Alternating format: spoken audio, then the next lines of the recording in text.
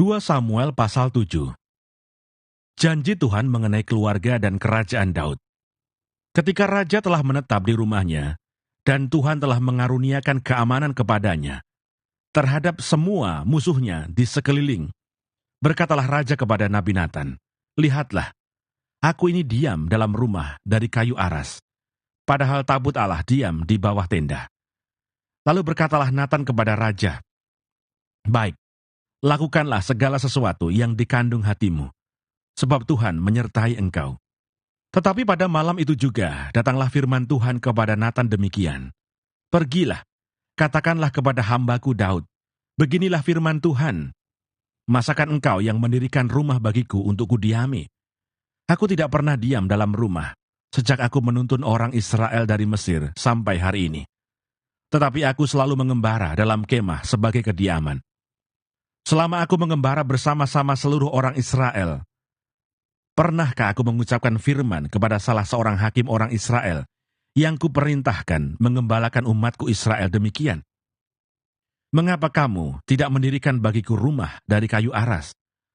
Oleh sebab itu beginilah kau katakan kepada hambaku Daud, beginilah firman Tuhan semesta alam. Akulah yang mengambil engkau dari padang ketika menggiring kambing domba untuk menjadi raja atas umatku Israel. Aku telah menyertai engkau di segala tempat yang kau jalani dan telah melenyapkan segala musuhmu dari depanmu. Aku membuat besar namamu seperti nama orang-orang besar yang ada di bumi. Aku menentukan tempat bagi umatku Israel dan menanamkannya, sehingga ia dapat diam di tempatnya sendiri dengan tidak lagi dikejutkan dan tidak pula ditindas oleh orang-orang lalim seperti dahulu. Sejak aku mengangkat hakim-hakim atas umatku Israel, aku mengaruniakan keamanan kepadamu daripada semua musuhmu. Juga diberitahukan Tuhan kepadamu, Tuhan akan memberikan keturunan kepadamu. Apabila umurmu sudah genap, dan engkau telah mendapat perhentian bersama-sama dengan nenek moyangmu, maka aku akan membangkitkan keturunanmu yang kemudian, anak kandungmu, dan aku akan mengokohkan kerajaannya. Dialah yang akan mendirikan rumah bagi namaku, dan aku akan mengokohkan tahta kerajaannya untuk selama-lamanya. Aku akan menjadi bapaknya, dan ia akan menjadi anakku. Apabila ia melakukan kesalahan, maka aku akan menghukum dia dengan rotan yang dipakai orang, dan dengan pukulan yang diberikan anak-anak manusia. Tetapi kasih setiaku tidak akan hilang daripadanya, seperti yang kuhilangkan daripada Saul, yang telah kujauhkan dari hadapanmu.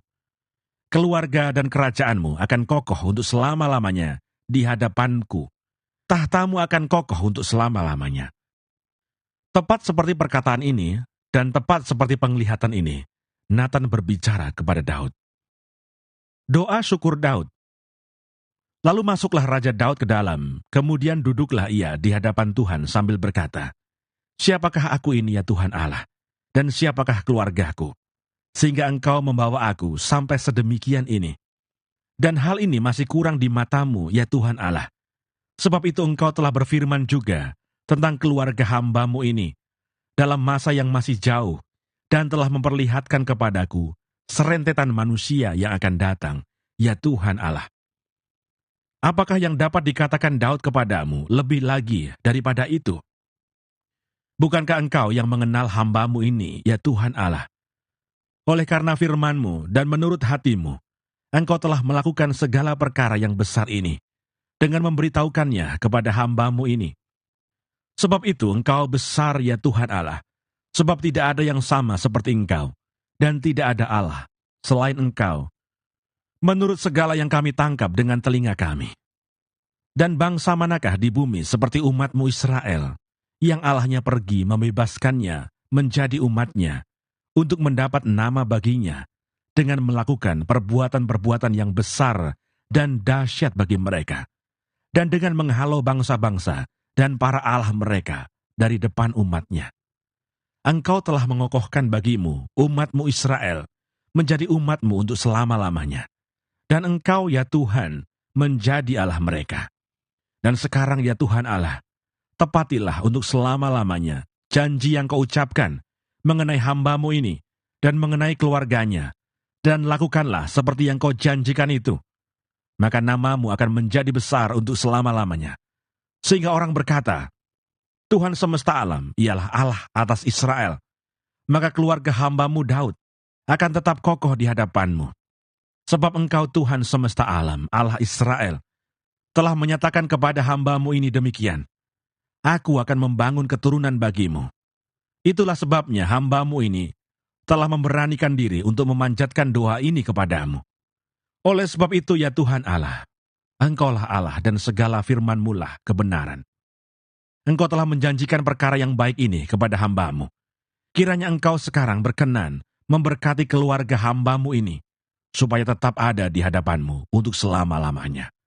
Sebab ya Tuhan Allah, Engkau sendirilah yang berfirman, dan oleh karena berkat-Mu, keluarga hambamu ini diberkati untuk selama-lamanya. 2 Samuel pasal 8. Kemenangan-kemenangan Daud. Sesudah itu Daud memukul kalah orang Filistin dan menundukkan mereka. Lalu Daud mengambil kendali pemerintahan atas ibu kota dari tangan orang Filistin. Dan ia memukul kalah orang Moab, lalu sambil menyuruh mereka berbaring di tanah, ia mengukur tempat mereka dengan tali. Diukurnya 2 kali panjang tali itu untuk mematikan, dan 1 tali penuh untuk membiarkan hidup. Maka orang Moab takluk kepada Daud dan harus mempersembahkan upeti. Selanjutnya Daud memukul kalah Hadadezer bin Rehob, Raja Zoba, ketika ia pergi memulihkan kekuasaannya pada sungai Efrat. Daud menawan daripadanya 1.700 orang pasukan berkuda dan 20.000 orang pasukan berjalan kaki. Lalu Daud menyuruh memotong urat keting segala kuda kereta, tetapi dengan meninggalkan 100 ekor kuda kereta. Lalu orang Aram dari Damsyik datang menolong Hadadezer, Raja Zoba. Tetapi dari antara orang Aram itu, Daud menewaskan 22.000 orang. Kemudian Daud menempatkan pasukan-pasukan pendudukan di daerah orang Aram dari Damsyik. Orang Aram itu takluk kepada Daud dan harus mempersembahkan upeti. Tuhan memberi kemenangan kepada Daud kemanapun ia pergi berperang. Sesudah itu Daud mengangkut perisai-perisai emas yang dipakai oleh anak buah Hadadezer, lalu membawanya ke Yerusalem. Dan dari Betah dan dari Berotai, yaitu kota-kotanya Hadadezer, Raja Daud mengangkut amat banyak tembaga. Ketika didengar tahu Raja Hamat bahwa Daud telah memukul kalah seluruh tentara Hadadezer, maka Tou mengutus Yoram anaknya kepada Raja Daud untuk menyampaikan salam dan mengucapkan selamat kepadanya, karena ia telah berperang melawan Hadadezer dan memukul dia kalah. Sebab Hadadezer sering memerangi Tou. Dan Yoram membawa barang-barang perak, emas, dan tembaga. Juga barang-barang ini dikhususkan Raja Daud bagi Tuhan, bersama-sama perak dan emas yang berasal dari segala bangsa yang ditaklukkannya, yakni perak dan emas dari orang Aram, dari orang Moab, dari Bani Amon, dari orang Filistin, dari orang Amalek, dan dari jarahan yang dirampas dari Hadadezer bin Rehob, Raja Zoba. Demikianlah Daud mendapat nama, dan ketika ia pulang, ia menewaskan 18.000 orang Edom di lembah Asin. Lalu ia menempatkan pasukan-pasukan pendudukan di Edom. Di seluruh Edom ditempatkannya pasukan-pasukan pendudukan, sehingga seluruh Edom diperbudak oleh Daud.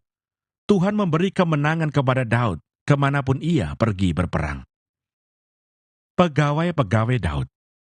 Demikianlah Daud telah memerintah atas seluruh Israel dan menegakkan keadilan dan kebenaran bagi seluruh bangsanya. Yoab anak Seruya menjadi panglima, Yosafat bin Ahilud menjadi bendahara negara, Zadok bin Ahitub dan Abimelech bin Abiatar menjadi imam, seraya menjadi panitera negara. Benaya bin Yoyada menjadi panglima orang Krete dan orang Pleti, dan anak-anak Daud menjadi imam.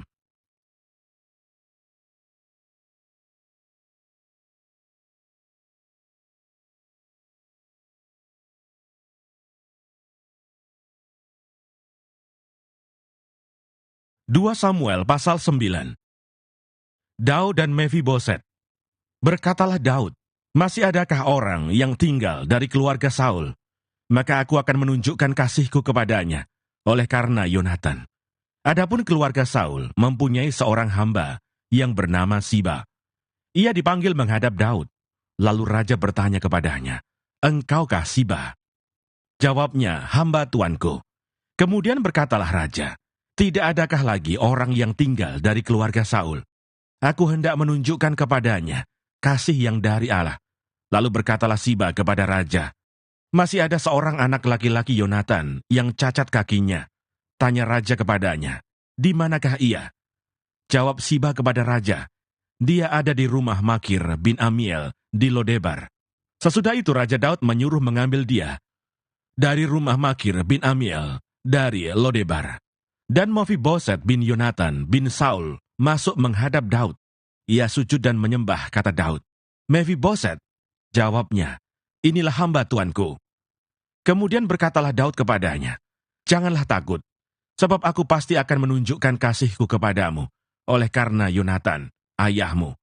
Aku akan mengembalikan kepadamu segala ladang Saul, nenekmu, dan engkau akan tetap makan sehidangan dengan aku." Lalu sujudlah Mephiboset dan berkata, "Apakah hambamu ini, sehingga engkau menghiraukan anjing mati seperti aku?" Lalu raja memanggil Siba, hamba Saul itu, dan berkata kepadanya, "Segala sesuatu yang adalah milik Saul dan milik seluruh keluarganya, kuberikan kepada cucu tuanmu itu. Engkau harus mengerjakan tanah baginya. Engkau, anak-anakmu, dan hamba-hambamu, dan harus membawa masuk tuaiannya, supaya cucu tuanmu itu ada makanannya. Mephiboset, cucu tuanmu itu, akan tetap makan sehidangan dengan aku." Siba mempunyai 15 orang anak laki-laki dan 20 orang hamba. Berkatalah Siba kepada raja, "Hambamu ini akan melakukan tepat seperti yang diperintahkan tuanku raja kepadanya." Dan Mephiboset makan sehidangan dengan Daud sebagai salah seorang anak raja. Mephiboset mempunyai seorang anak laki-laki yang kecil, yang bernama Mika. Semua orang yang diam di rumah Siba adalah hamba-hamba Mephiboset. Demikianlah Mephiboset diam di Yerusalem, sebab ia tetap makan sehidangan dengan raja. Adapun kedua kakinya timpang.